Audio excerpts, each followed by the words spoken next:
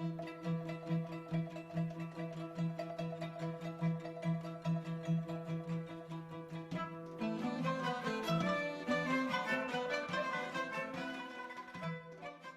everybody, I'm Dawna and this is Cooking Hye. Today is a twofer because, well, if you're new to my channel, I am an Armenian that did not grow up in a very Armenian area. I am a fraudster and I am trying to get some street cred as an Armenian. So I am teaching myself how to cook Armenian food. But today, at the request of my one and only child, I am doing one of her favorite things, which I actually have made before, and it's a twofer because I'm doing two different recipes and I've made them both. So, you know, I'm sorry, but hopefully it's new to you. And one of them is the best thing you'll ever eat. So today what I'm going to make first is a Mock Keyma. And Keyma is like a steak tartare kind of thing. But this is Mock Keyma, or as we would say in my family, Mock Keyma. And it's a totally vegan version of it, and it's just kind of we put it out for mezza with, you know, before a meal and with all the other stuff, and it's just yummy, and it's could be a nice little side dish or appetizer or whatever. And as I said, it's totally vegan, super easy, better the next day, all that stuff, very make ahead. So what I'm going to do to start is I am going to put in the bulgur wheat. Now bulgur wheat comes in different sizes. It's just like a cracked wheat kind of thing, and it comes like one, which is the finest, and then I don't know how high it goes, but you want to use the one for this because you're not cooking it. You're just basically throwing everything in, stirring it up. I think it just allows the wet stuff to absorb easier. So, and it wouldn't be so on your teeth. So, so I'm starting out with a cup of #1 bulgur, and you just pour it in like that, and then you put in 16 ounces of tomato sauce. I'm going to just pour this in, the whole thing, and the first step of just doing this, you want to do it about an hour ahead of when you're planning on making the rest of it, because it takes time, because you're not heating anything, to have the bulgur and the tomato sauce kind of like have the bulgur kind of absorb some of the liquid in it and soften up the grains so it can accept all the other stuff. So I'm just stirring this together, super easy. And I need a spoon rest. And so you just have this, and this is just going to sit for about half hour to an hour, and that's perfect time for you to cut your onions and all your other stuff that's going to go in it. Now what we're going to do is we are going to juice some lemons. We need about a 1/4 cup of lemon juice and a 1/4 cup of oil. Either use like a plain like canola or vegetable oil. You use a 1/4 cup. If you're going to use olive oil, which, you know, I do, just use a little less. I think it's just more viscous or something. I don't know, maybe more flavorful. I learned to do this. I don't know if it works or not, and it kind of softens. But you know what? I want to save the lemon rinds because, you know, I like to do candied lemon rinds. So what I'm going to do is I'm going to really quick peel these, and then I'll cut it in half. As I said, I hate to waste anything, and and especially lemony stuff. And it seems like every episode there's lemon involved, and I always have to comment on how much I love lemon and lemon-related things. Yum. Ooh, you know what I'm gonna do? Instead of doing it through my hands, so then I have to deal with that old whatever. So I'm just gonna do it through the little sieve. And I do, you know, sometimes I do this because I don't have the grip strength I used to have. Okay, here we go. Oh my gosh, even with the rind gone, the thing, holy smokes. I'm getting nothing out of here. Zachem. Nothing. Okay, that was pathetic. It was like a few drops. I think I also heard that you can like put them in the microwave for a couple seconds. Again, no clue, but I heard it, so it must be a thing. Oh my gosh. Okay. Whew. I'll deal with the rinds later. I don't think this is gonna work. Okay. Okay, wish me luck, people. Oh, oh my. I guess it does kind of work. Well, these are smaller lemons. I think the first time I tried it, I used, oh no, this is, oh, I think I got this at the dollar store, so, and now I can't get it out. Okay. This is crazy. I'm not a fan of these lemons, and I'm making no progress. I have no idea. This one's gonna be good. I'm gonna get a lot out of this one. Oh yeah. Unbelievable. Oh, this was a good one. How, where are we? Oh, we're close. Oof. Are we there? Oh, so close.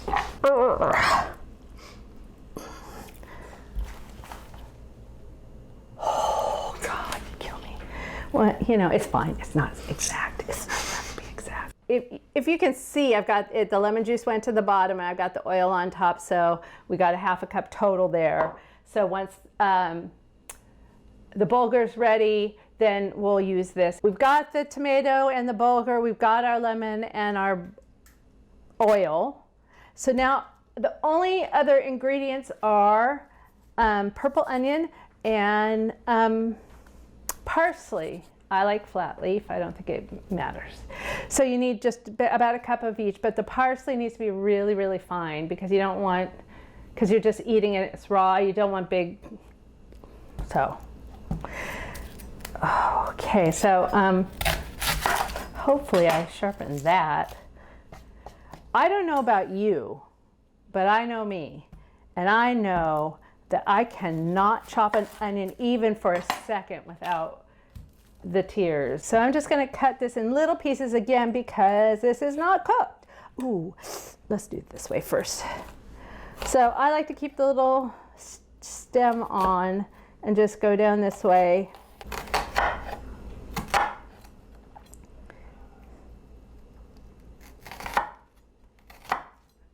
Okay, here we go, and see, I'm just making teeny-just little guys. Whew! Holy smokes, okay. Gonna put that, and so we need about a cup. I might need more, let's see. And you know, honestly, with this thing, it's so not precise. No, it's not really. I'm gonna say maybe about, well, I guess it depends on the size. I am rambling. Oh my God. I'm crying and crying. I literally can't see. So let me know if oh shoot, I could have cut off a finger. Okay, I'm just gonna go to town here. Oh, son of a biscuit. Okay. That is good enough. I'm gonna just put those aside, and then I'm gonna wipe this off because I literally cannot see, and then do the parsley. Woo! So now we're just gonna get ourselves about a cup of very fine chopped parsley. Put this stuff really tight, it chops better. Anyway, so, okay. So that looks nice, and I don't think that's a cup, but but you want to see how fine it is. It's like that fine. So that way it doesn't get, you don't get a big chunk. So, oh yeah, not even close. So I'm going to just chop some more, and you don't have to watch. So now we are ready for the most difficult thing in any recipe you've ever done. And I will show you what you do. So see how this has kind of absorbed and it's a little firmer. So then you just put in your onion and your champignon, but no, we don't have champignon. I think someone's rolling their eyes in the other room.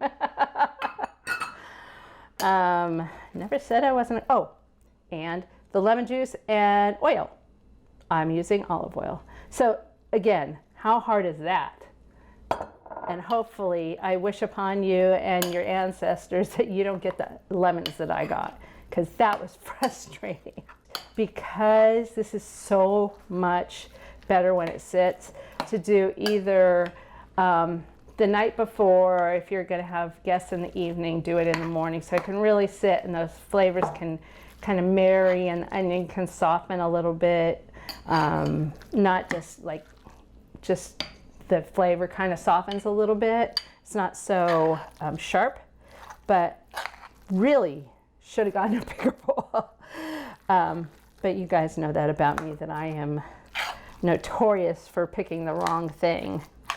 So if you look at it closely, okay, so that's going to be good enough for now, and I'll mix it more so you don't have to see that show. But if you look at it, you can see how it looks like ground raw meat. It really does look like the real thing. But as I said, it's like completely vegan, super easy to make if you have good lemons, and it's delicious. But you could really honestly use maybe some vegetables that go with those flavors. You could use any kind of bread. You could use pita bread, the pocket bread, or lavash if you can get it, which seems like you can get it most places now. But it's really quite delish. And at the end of the show, we'll try both. Our next recipe is my whole family's absolute 100% favorite thing to have. And we usually only get it on the holidays because it's a bit of an effort, but it is decadent and delicious and the best thing you will ever eat, because it's got a lot of butter in it, and we like butter. So the name of it is Cheese Boreg, and I have seen it made a bunch of different ways. It's not dissimilar to the Greek spanakopita, but I've seen it with different cheeses. Sometimes people use feta. Sometimes they'll put a little spinach like the Greek, or we're using a little parsley. It's basically just cheese, a little bit of egg to kind of bind the cheese, and a little parsley to just, you know, zhuzh it up. So, and it's all wrapped in filo dough. I've also seen it done in puff pastry. Does not hold a candle. My personal opinion, but that is, it is just takes it to the moon. Okay, so what I'm going to do is I've got a pound of, I use Jack. That's what I grew up using, well, what my mom used. As I said, a lot of people use feta, maybe basket cheese. No, I don't know. Basket, well, feta's kind of salty too. I don't know, but I've tasted it with a bunch of different cheeses that just, it doesn't taste anything like what I'm used to. So I don't know what they use. And as I said, filo is worth it. What I'm gonna do, so basically you wrap them up in little parcels. They're little cheesy, gooey, crunchy cheese parcels. And I've seen it where people just do layers in a baking dish and cut it. But this is so, it's a little guy, and you put it on your plate, and it's yummy, and it's just yours, and you don't have to share, and it doesn't, You know, the filo doesn't crack everywhere until you take the first bite, which is enticing. Oh my gosh. You know, I hate a box grater.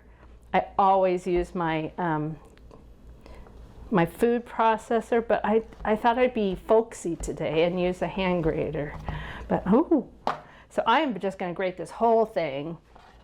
So I've got my grated cheese, 1 pound. It really wasn't that bad on the box grater. I'm going to just chop up really fine some parsley. It really mostly is just to add a little color. So how much? As much as you want.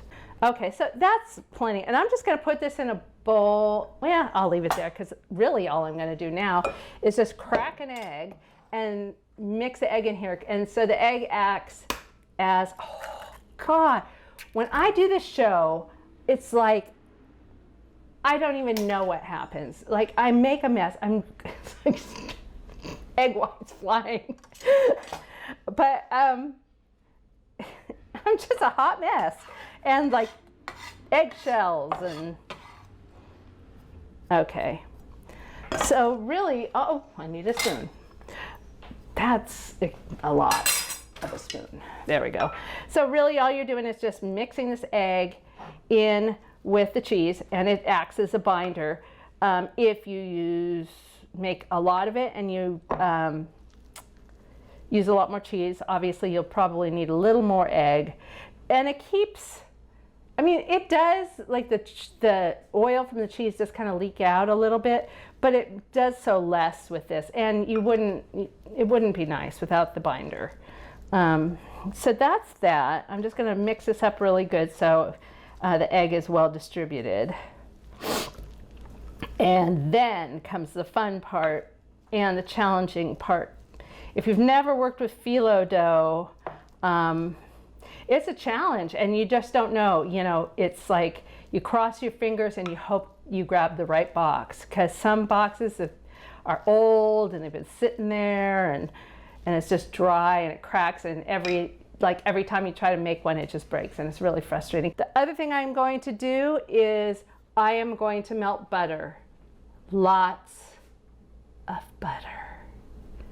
And it's going to be good. So now we are ready for the folding, and we basically put together our little parcels and we shove them in the oven.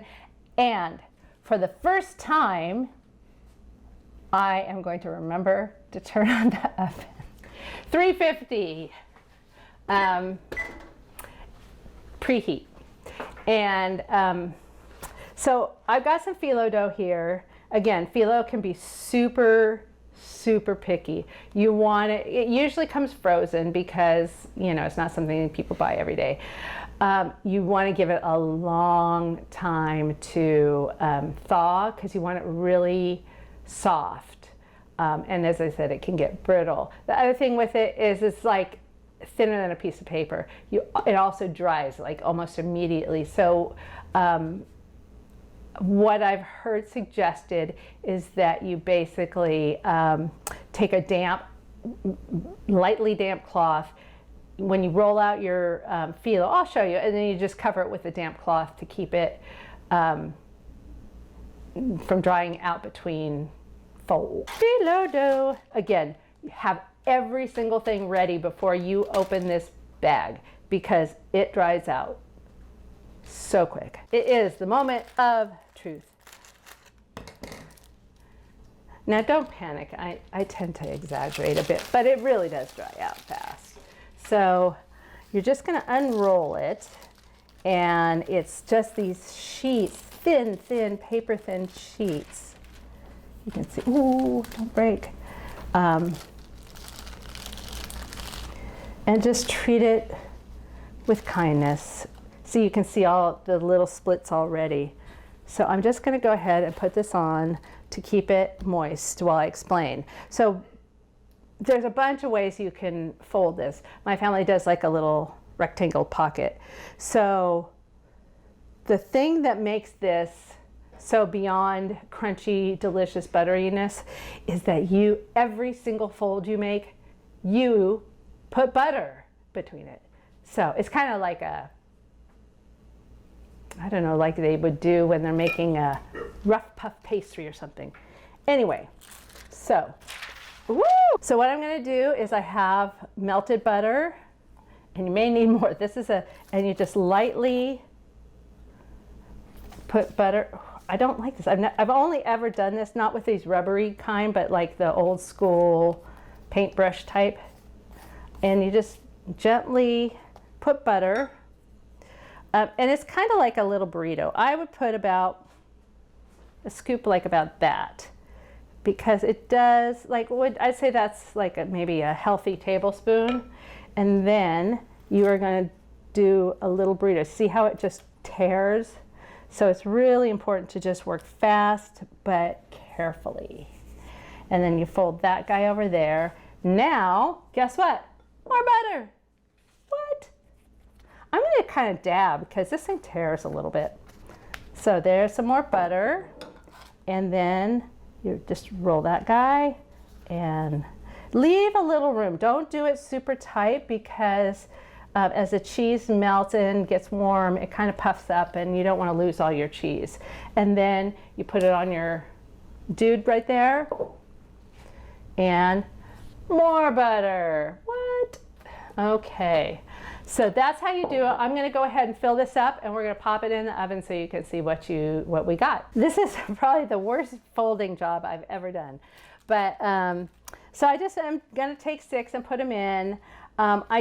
I remember that some people do them in triangles, so I tried a triangle, but the math didn't quite work out, and I got these little extra bits. I guess you could just snip them off or tuck them under, or I don't know. So they go into a 350 oven for about 20 to 30 minutes. You want them nice and golden brown, because otherwise you don't really get that extra crunch in it. It's still kind of doughy. So it should be really like a light golden brown. Okay, so I'm gonna throw these in the oven, and I can't wait to eat some. Okay, I think they're done. Ooh, nice and golden. So take a look at those baddies. I'm gonna put another load in. A little darker on the end and a little lighter in the middle. If they can get like this guy right here, that's totally golden, that's like perfect. But you don't want them any lighter. You wouldn't want the whole thing like that. Just because because it's layered and layered and layered, sometimes it can still be a little doughy. So I'm just going to remove these onto a little cooling rack. So, look at that. That is gorgeous. That is absolutely perfection. So we're going to just cool these on the rack. Some of them are a little jank, but for the most part, they look gorgeous. This guy had a little spillage, but that's to be expected. And then, oh, look, the one that I did in a triangle that had too much little guys hanging out, once it's cooked, you can just crunch it off. So that's our first batch. They are beautiful. Imagine the crunchy, cheesy goodness. We're going to let them cool a little bit, and then we're going to try them. So these are our 2 dishes. This is the Mock Keyma, and I just have some little baby lavash that I wet, and see, it has a little softer. It doesn't make that huge crunch, crunch, crunch. And then we have our Cheese Boreg, and I am going to have some. Well, let's start with this. So this, again, it's only sat for maybe an hour or 2. This is so much better than next day. And you just kind of throw it on there and have a little bite.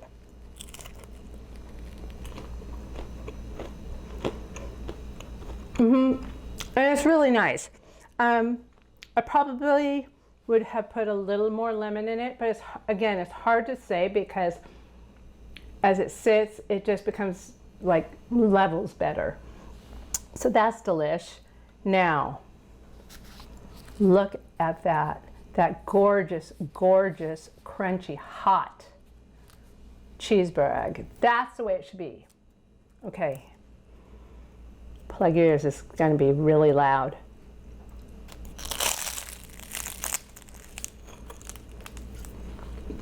Mm.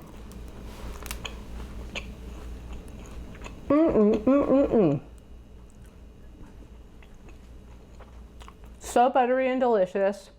I probably could have put more cheese in it because you can see the cheese in there, but it doesn't spill out because you have the egg in there that keeps it from doing that. Yeah, I might have even put twice as much cheese because it would have been twice as better. But so crunchy and crispy, and it's always a treat. We have it for the holidays. You can have it anytime, a special dinner, because it is a little bit of work. Or you can do it in the tray, a lot less work. But so these are my two for today. And ganache, no, is that good? What is that? Ganache is like bon appetit, I think. I could be completely wrong. Ganache or it's cheers or something. So someone can tell me because I don't know. But here it is, my favorite and another delicious little appetizer. So have a good day, stay high, and cheers.